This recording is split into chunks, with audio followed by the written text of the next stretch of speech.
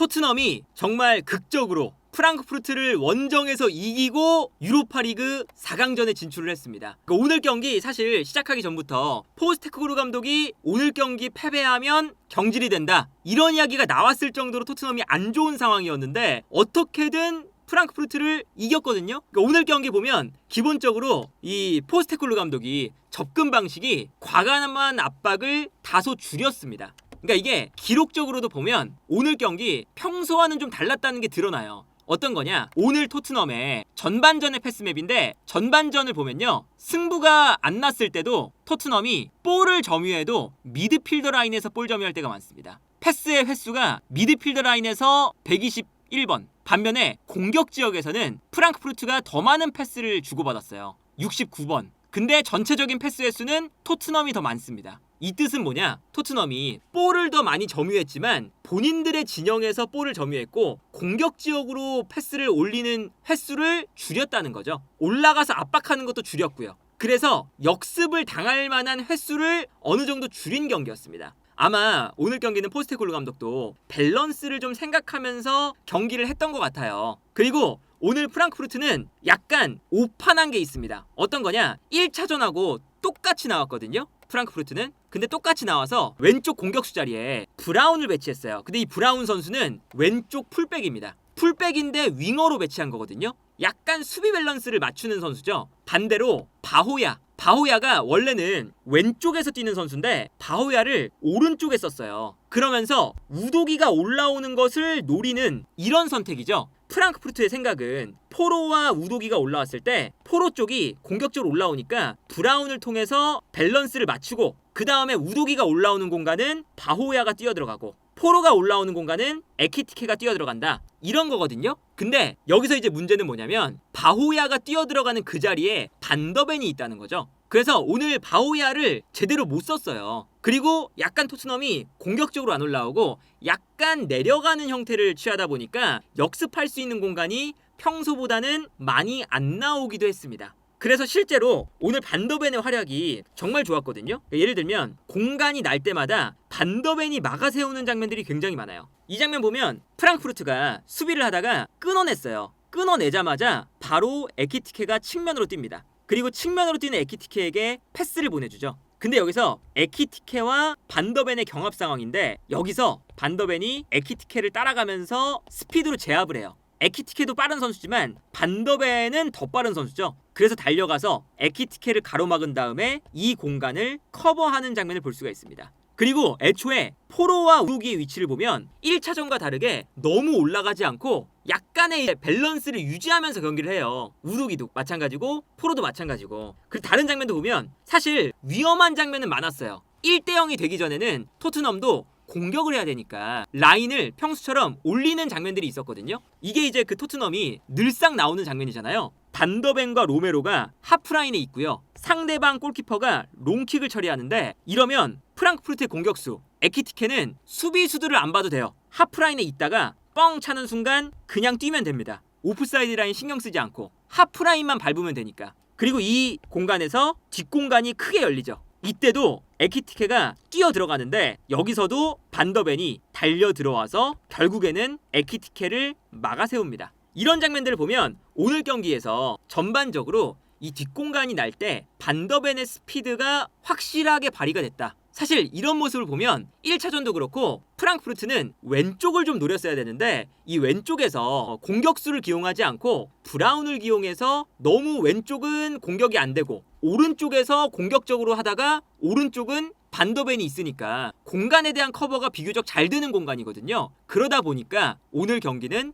약간 프랑크푸르트가 좌우 측면의 공격 방향을 설정하는 것도 약간 아쉬웠다. 이 장면도 측면에서 볼을 잡을 때 우도기가 압박을 들어가요. 우도기가 압박을 들어가니까 바호야가 측면으로 빠집니다. 딱 이 장면이죠. 바호야를 오른쪽에 쓰는 이유. 근데 여기서 바호야에게 패스를 보내주면 반더벤이 바호야를 따라갑니다. 근데 여기서 바호야보다 반더벤이 피지컬이나 스피드에서 앞서니까 여기서 수비 성공. 이런 걸 보면 오늘 경기는 일단은 토트넘이 의도한 대로 일단 수비가 잘 됐다. 그리고 오늘 약간 수비 밸런스를 유지했다는 게 어떤 장면이냐면요, 평소 토트넘이면 마티스텔이 달려들면서 압박을 해요. 그러니까 마티스텔이 비워놓은 공간으로 패스가 들어갑니다. 평소와 같은 압박이죠. 근데 여기서 측면으로 패스가 들어갔을 때 평소 같으면 우도기가 그냥 올라오거든요. 올라오면 이 공간이 나니까 프랑크푸르트는 또 이 공간으로 패스를 줬겠죠. 그런데 우도기가 섣불리 접근을 안 하고 있어요. 그러니까 이런 장면들이 1차전이 너무 달려들다가 실점하는 장면도 나왔었고 이런 것들을 고려해봤을 때 너무 공격적으로 달려드는 것을 어느 정도는 자제한다. 이게 오늘 포스테코글루 감독이 밸런스를 유지하면서 경기를 했던 게 잘 먹혀 들어갔다.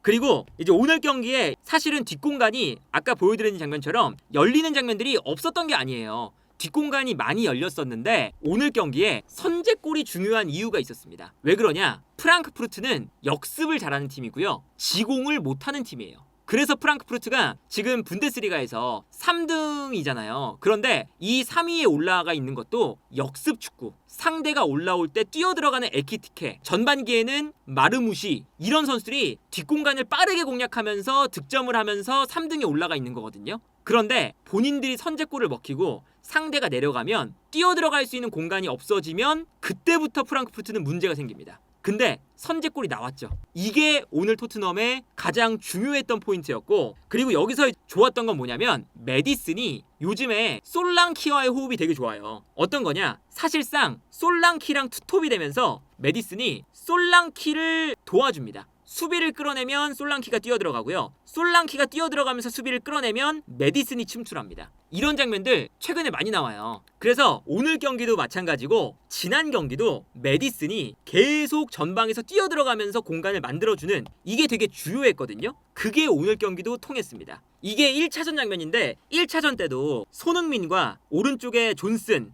두 명의 선수가 이렇게 경기장을 넓게 쓰면서 수비를 약간 끌어당겨 놓으면 요 가운데에서 메디슨과 솔랑키가 뛰어들어가는 거거든요. 근데 여기서 보시면 메디슨이 내려오면서 수비를 앞쪽으로 유인했을 때 솔랑키가 뒤로 뛰어들어갑니다. 그러면서 솔랑키에게 패스가 들어가고요. 솔랑키가 이 공간으로 또 뛰어들어가면서 수비를 또 끌어내면 그 순간 수비가 솔랑키에게 붙을 때 메디슨이 가운데로 뛰어들어가죠. 그러면서 솔랑키가 메디슨에게 컷백을 주는 이런 것처럼 메디슨과 솔랑키가 두 명의 선수가 움직임이 되게 잘 맞아요, 생각보다. 그래서 오늘 경기도 PK가 나올 때 이 장면이었습니다. 토트넘이 볼을 뒤로 돌리는 장면이었어요. 그리고 로메로가 볼을 잡는 장면이었거든요. 근데 이때 프랑크푸르트가 수비 라인이 위로 올라오는 장면이었죠. 근데 수비 라인이 올라올 때 올라오는 순간 한 명의 선수가 오프사이드 라인을 못 맞췄어요. 이 선수가 오늘 이제 약간 감정적으로 많이 막 화도 내고 했었던 크리스텐센 오른쪽 풀백이거든요. 이 선수가 왜 오늘 경기 내내 막 화를 내고 감정 조절을 못했냐? 본인이 PK를 내주는 원인이 됐거든요.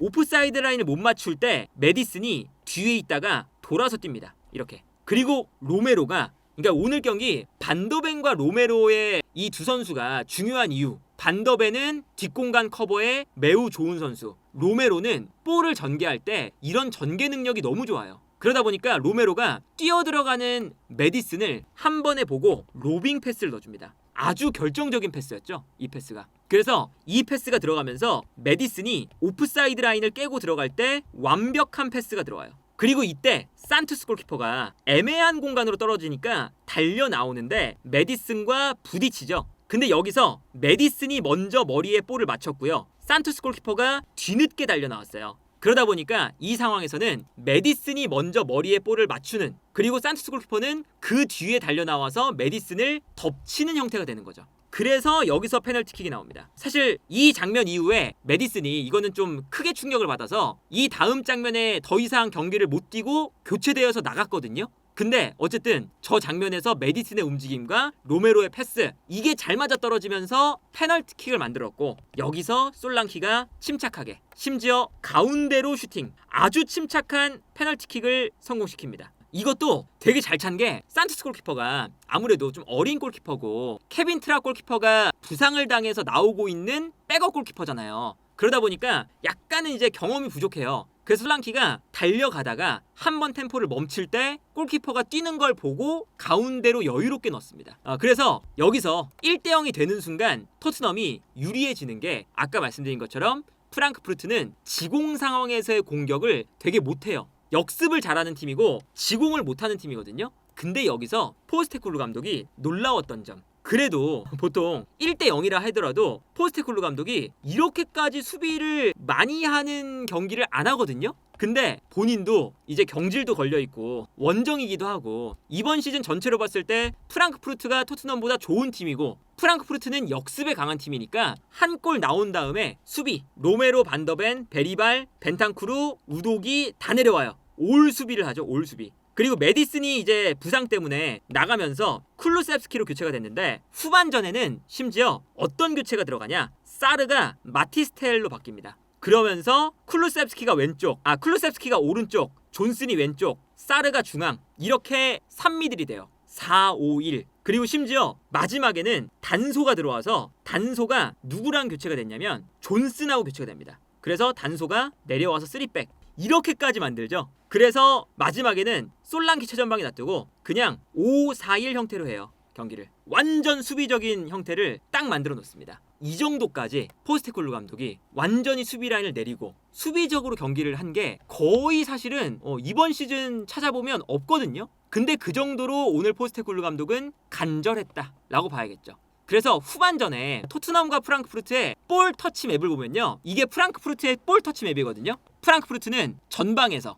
토트넘 진영에서의 볼 터치가 굉장히 많습니다. 그런데 토트넘은 수비 라인에서의 볼 터치가 굉장히 많고요, 역습을 나가는 형태, 이런 형태였던 거죠. 그래서 오늘 선수들의 평균적인 위치를 봐도 이게 프랑크푸르트예요. 프랑크푸르트가 수비 라인이 올라와 있는 것에 반면에 토트넘은 수비 라인이 확실하게 갖춰져 있는 걸 볼 수가 있습니다. 그러니까 이게 전반적으로 보면 토트넘이 오늘 경기 승리할 수 있었던 이유는 프랑크푸르트를 상대로 욕심내지 않고 포스테코글루 감독이 수비를 했기 때문. 그래서 오늘 그 마지막에 보면 토트넘이 진짜 약간 간절한 수비를 많이 해요. 어떤 장면까지 나오냐, 토트넘이 두 줄 수비 만들고 기다리는 축구를 합니다. 다른 장면도 보면 이 장면도 두 줄 수비를 만들고 기다리다가 상대가 안쪽으로 들어왔을 때 볼을 끊어서 역습으로 나가는 이런 축구를 하기 시작해요. 이 장면도 마찬가지죠. 토트넘이 완전히 내려가 있고 밀집 수비를 만들고 있는데 프랑크푸르트가 밀집 수비를 깨는 걸 잘 못해요. 그러다 보니까 공격을 하다가 어설프게 공격하다가 끊기면 끊자마자 뛰어나가는 역습, 이런 형태로 오늘 토트넘이 경기를 아예 수비적으로 운영했거든요. 한 골 나온 다음엔. 이게 어쨌든 오늘 경기에서 토트넘이 승리할 수 있었던 이유였다. 그리고 포스테코글루 감독의 교체가 좋았던 것 중에 하나는 뭐냐면 포백에서 3백으로 바꾸는 타이밍이 어떤 게 좋았냐면, 포백일 때는 프랑크푸르트가 공격을 할 때 가장 많이 활용했던 선수가 크리스텐센이에요.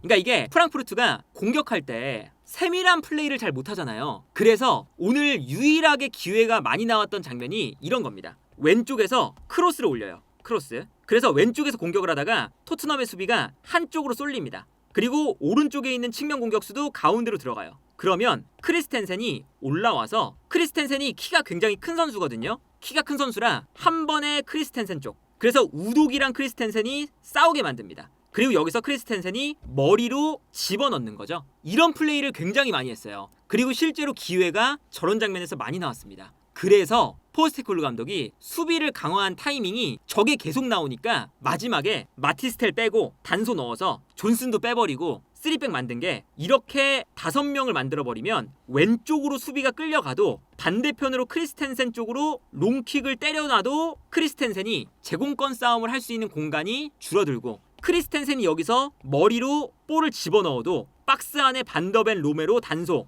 3명의 선수가 있으니까 여기서 경합이 가능하다. 요 싸움을 만든 거예요. 그래서 요 오늘 경기 이 단소를 넣어서 3백 만든 게 나름 괜찮았다. 그래서 여기 보면 프랑크푸르트가 왼쪽에서 크로스를 올리는데 오른쪽에 크리스텐센이 올라가 있습니다. 그리고 크리스텐센 쪽으로 그냥 한 번에 붙여주는 거예요. 아무래도 토트넘이 여기서 크로스가 올라오니까 수비가 살짝 쏠리는 순간 크리스텐센에게 그냥 한 번에 올려주는 거죠. 그래서 크로스가 올라올 때 크리스텐센이 머리에 맞춥니다. 이것도 골대를 정말 아슬아슬하게 빗나가요. 이런 장면들, 이 장면도 보세요. 왼쪽에서 크로스, 반대편에서 크리스텐센이 머리로 맞춰서 안쪽으로. 근데 이렇게 여기서 우도기를 끌어내다 보니까 수비가 순간적으로 적어져요. 그래서 떨어지는 볼을 에키티케가 가져옵니다. 떨어지는 볼. 그 다음에 여기서 우당탕탕 하다가 슈팅 맞고 나온 것을 크리스텐센이 다시 슈팅. 이것도 결정적인 찬스였죠. 이런 것처럼 크리스텐센 쪽을 계속 노리니까 결국에는 단소를 넣어서 3백 만든 게 어떤 효과가 있냐.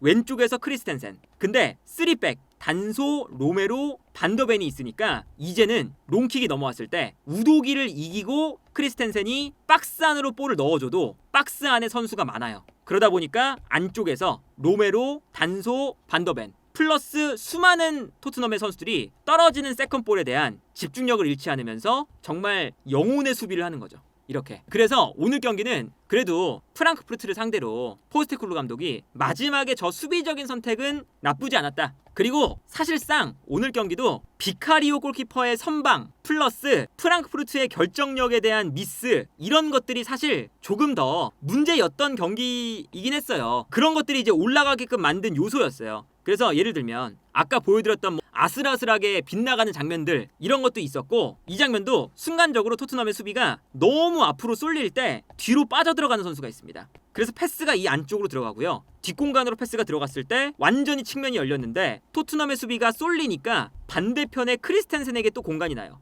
그래서 컷백 그리고 크리스텐센이 정말 아무도 없는 상황에서 슈팅을 하는데 이 슈팅이 벗어납니다. 크리스텐센이 왼발에 걸리다 보니까 아무래도 오른발을 쓰는 선수잖아요. 그래서 어이없이 바깥으로 이 기회를 날려버리는. 그러니까 오늘 경기 이 크리스텐센이 사실 토트넘이 올라갈 수 있게끔 만들어준 선수예요. 토트넘 입장에서는. 오프사이드 라인을 못 맞추면서 페널티킥 내줬고 결정적인 찬스 계속 놓쳤고 흥분해서 마지막에 좀 플레이도 안 좋았고 그리고 이런 장면. 이 장면은 또다시 크리스텐센이 올라와서 이번엔 크로스 올려주고요. 안쪽에서 뛰어들어가는 선수가 있습니다. 근데 완벽히 놓쳤어요. 이 선수를 놓쳤는데 여기서 잘라먹는 슈팅 요 슈팅을 비카리오가 발을 뻗으면서 막아냅니다. 이것도 사실은 들어가는 볼이었는데 정말 비카리오의 말도 안 되는 선방 저걸로 가까스로 또 리드를 지켜낸 거죠. 그래서 오늘 경기는 토트넘이 경기력에 대한 것은 둘째치고 경기 결과를 위한 포스테코글루 감독도 라인을 올리지 않고 이제 본인들의 축구를 약간은 내려놓고 수비를 하면서 어떻게든 승리를 지켜내려는 그런 축구를 했고 그게 어쨌든 경기 결과물을 만들어냈다. 그래서 이제 오늘 경기도 끝나고 막 포스테코글루 감독을 비롯한 비카리오 골키퍼도 막 끌어안고 베리발과 끌어안고 솔랑키랑 끌어안고 막 이렇게 마지막에 정말 감독과 선수, 코치진 모두가 막 행복하게 끝났는데 역시나 이 축구 철학도 승리를 했을 때 의미가 있다 라는 것을 보여준 거죠.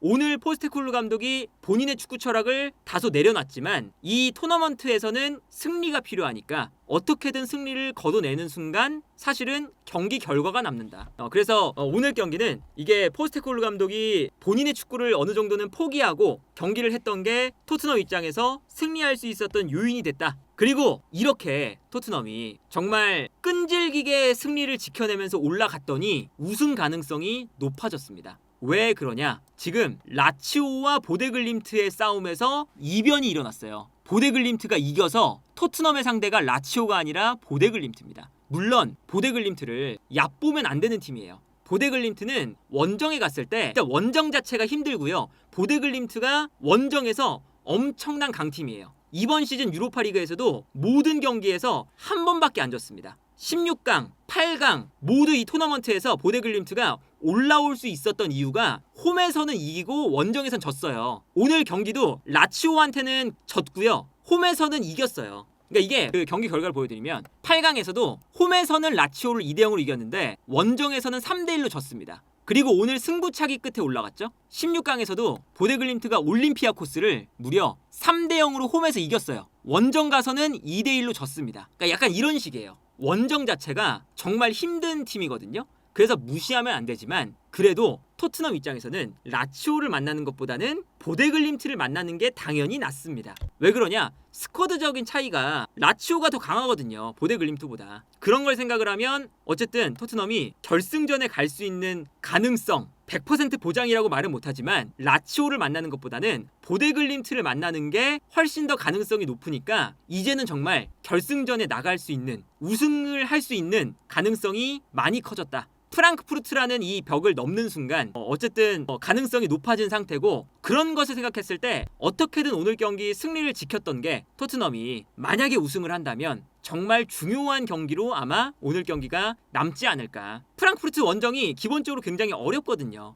그래서 오늘 경기도 프랑크푸르트가 홈팬들이 토트넘이 코너킥 찰 때마다 뭐 이물질 같은 걸 던지고 그 정도로 이 뜨거운 열기가 있는 프랑크푸르트 홈인데, 여기서 어쨌든 본인들의 이 자존심을 내려놓고 수비를 해서 이기니까 올라가니까 이제 우승할 수 있는 가능성이 열리는 거잖아요. 그래서 이 포스테코글루 감독이 사실은 진작에 이런 중요한 경기라던가 리그에서도 본인의 축구 철학을 약간은 조금은 이제 참으면서 경기를 해야 될 때가 있었지만 그랬으면 좋았겠지만 지금이라도 이 중요한 경기에 그런 모습을 보여줘서 토트넘 입장에서는 다행이다. 그리고 이렇다면 손흥민 선수의 이 유로파 우승에 대한 꿈도 이어나갈 수 있습니다. 손흥민 선수가 오늘 경기 만약에 토트넘이 탈락했으면 부상 때문에 못 나오는 상황에서 그냥 유럽 대항전 끝인 거예요. 그리고 다음 시즌도 오늘 떨어졌으면 챔피언스리그 못 나가니까 다음 시즌도 유로파리그, 챔피언스리그, 컨퍼런스리그, 유럽 대항전 못 나갑니다. 그래서 이렇게 되면 손흥민 선수가 이번 시즌 유럽 대항전 끝, 다음 시즌도 유로파 리그가 없는 매우 아쉬운 상황이 될 뻔했는데 4강전에 올라갔으니까 손흥민 선수도 유럽 대항전에 나올 수 있는 기회가 더 생겼다. 그래서 토트넘 입장에서는, 그리고 손흥민 선수 입장에서는 정말 아주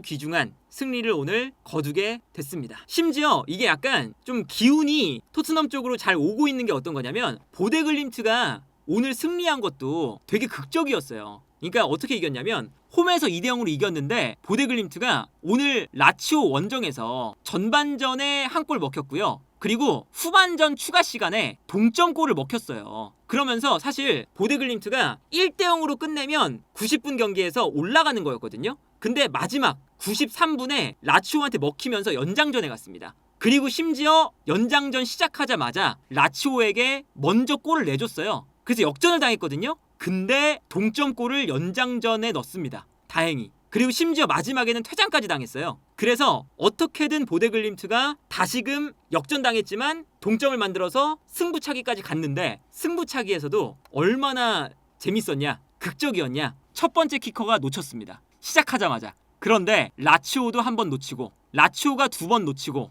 그래서 보데글림트가 다시 역전을 했어요. 유리한 상황이 됐거든요. 근데 마지막에 이 마지막 키커가 넣으면 끝인데 마지막 키커가 놓쳤어요. 그래서 라치오가 마지막 키커가 넣으면 다시 승부차기가 동점이 되는 상황이었습니다. 그런데 라치오의 마지막 키커 카스테야노스가 놓쳐서 그래서 올라갔어요. 정말 이 승부차기도 역전에 역전을 거듭해서 올라갔거든요, 보데글림트가. 그러니까 이게 만약에 토트넘이 승부차기에서 라치오가 올라왔다면 더 어려워지는 거였고, 90분 경기에서 라치오가 극적인 역전골을 넣고 연장전에서도 골을 넣었으니까 연장전을 치러서 라치오가 올라왔다면 토트넘이 어려워지는 거였는데, 보데글림트가 연장전에서도 어떻게든 동점을 만들고 승부차기에서도 어떻게든 떨어질 이 위기에서 극복하고 올라왔다. 이런 것들이 보데글림트의 경기를 봐도, 물론 보데글림트를 무시하면 안 되지만 어쨌든 라치오를 만나는 것보단 보데글림트를 만나는 게 나으니까 약간 뭔가 운들이 토트넘 쪽으로 오는 것 같기도 하다.